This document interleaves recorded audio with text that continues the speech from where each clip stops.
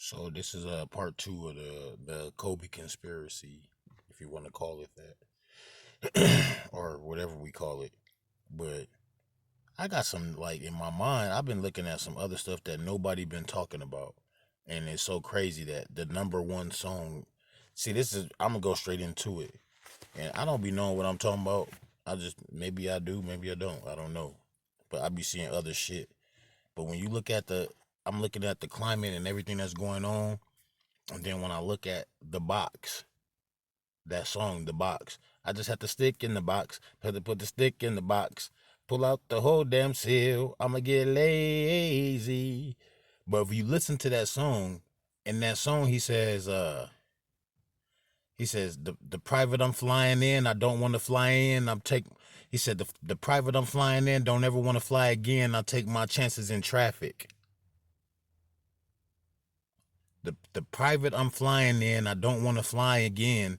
I'll take my chances in traffic. Those words right there, and that's most people be like, yeah. So what that mean? Come on, bro. That's the number one song in America. Kobe dies in a fucking plane crash, and a helicopter crash. Every helicopter or plane has a black box. Then the box is the number one song in America when Kobe dies. And in that song, he says, "The private I'm flying in, I don't want to fly again. I'll take my chances in traffic." I could be wrong, man. I'm just saying stuff that nobody's talking about. I ain't heard nobody mention that yet. You know what I'm saying? That's just one thing. I got to think in my mind. I'm just going off the top of the brain. I didn't write no shit down or nothing. I'm vibing with y'all, but I'm trying to think of like why. And it's not no why because the reasons of why all of these kind of things happen is above our pay grade. So it ain't like we're gonna ever find out. You know what I'm saying? Until we get to our maker, I believe. But we get to see these kind of things and be like, wait a minute, we lost Nipsey and Kobe. You know what I'm saying? And they both like some questionable events. Nipsey was questionable for sure. And I don't know why I always bring up Nipsey, but I had a lot of love for Nipsey, just like I got a lot of love for Kobe. And my history is I'm not no big LA nigga or this or that or no gangbanger or none of that.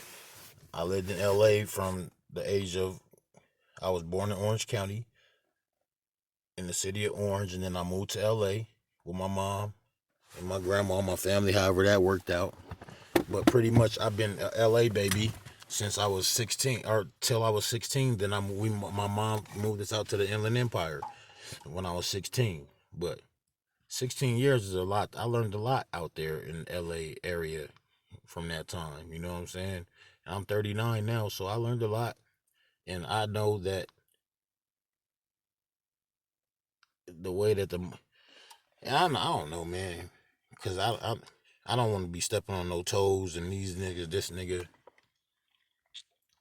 you know what I'm saying? But I just know that it just a lot of coincidences like that. The box song, that was one of the biggest things was the box because that's the number one song in America. And Kobe dies, and he says in that song, I heard it. I heard it with my own eyes, and then I looked at the lyrics, and he said, "The private I'm flying in, I don't want to ever fly again. I'll take my chances in traffic." I mean, I'm not gonna sit here and keep y'all on my page for 30 minutes just so I can get watch time. You know what I'm saying? I'm gonna keep it short. I mean, the private I'm flying in, I don't want to fly again. I take my chances in traffic. I'm having it. Come on, man. Just listen to that part on that song and just tell me if that don't. And the black box, what's on every plane that crashes? You got to go to the black box and see what was happening in there. And the number one song in America is the box. So if I see the black box, in my mind, I'm thinking, okay, black box, helicopter crash. You gotta go to the black box, get the information, and then you go into that. It's all crazy, man. I really don't be thinking that these celebrities be dying, bro. You know what I'm saying? I don't think. And this is where I feel like I could talk on that. I got shot 4 times, 3 or 4 times. I don't know how many times, but they didn't tell me. But I see the scars here and then this one here. I got shot 3 times. Not 3 different times, the same time, right? And the dude shot me close to my heart, but I died. And the girl that was there, she brought me back to life. But while I was so called dead, I could hear everything. I could see I mean, I couldn't see nothing, but I could hear everything everybody was saying. And then I heard the ambulance come and say, he's gone. And then I was sitting there like, nah, I'm not gone. I could hear him like, I'm not gone. I'm right here. What you talking about? I'm gone. But I couldn't say nothing. I couldn't see or nothing. My eyes was closed. It was like I was gone. But I heard angels, and it's weird how I describe. It's weird, but I felt I heard angels, or I don't know if there was angel, whoever they was. I just heard someone come to me and say, "Hey, so what do you want to do? You want to stay or you want to go?" I'm like, I got a lot of stuff to do down here still. And I said down here, and this is just why I'm laying on the ground dead, like literally. But I felt something come to me and ask me if I want to stay or go. You know what I'm saying? But and it's weird because once I came back, once I said I'm gonna stay here, it was like clear, and I'm in the hospital, like all right, and I can see everything, and I'm like, wait a minute, and I'm looking at everything, and then the whole world don't even feel the same to me no more. You know what I'm saying? The world feels totally different at that moment, even now. But back then, it felt way worse, different. Just like, wait, where am I at? I didn't recognize nobody, and my family didn't feel the same to me. There's all these different things, right? So I think I say that story, and I don't have a big old story for y'all, but this is just what I came up with as I was just driving home from the Super Bowl. I had on my Lakers for Kobe. I had on a green shirt. I put on this one because Kobe was just my boy. I don't be matching. I'm not. What Prodigy say? Fuck looking cute. Say that for the broads. Prodigy said that back in the day. I fuck with Prodigy, but nah. I just be. It just makes me wonder. Like, is all of this stuff just planned out? Are we just in this world living in some shit that's already planned out, and we just the fucking like? Are we video game pieces? What if we just video game pieces? Like, say if there was like a rich, like there's like say there's like 3 rich people, right? And they was like, you know what? Okay, you want to do that? Let's play a game. And maybe they just have a game.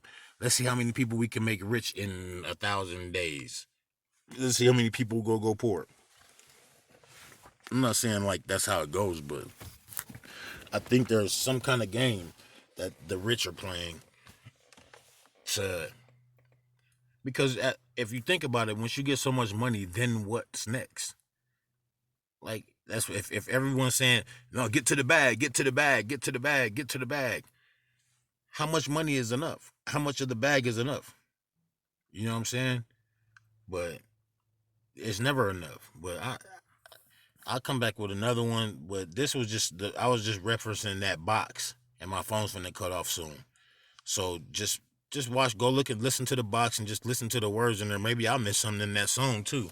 But I just want to let y'all realize, or want y'all to look at that and then see if y'all see something that I didn't.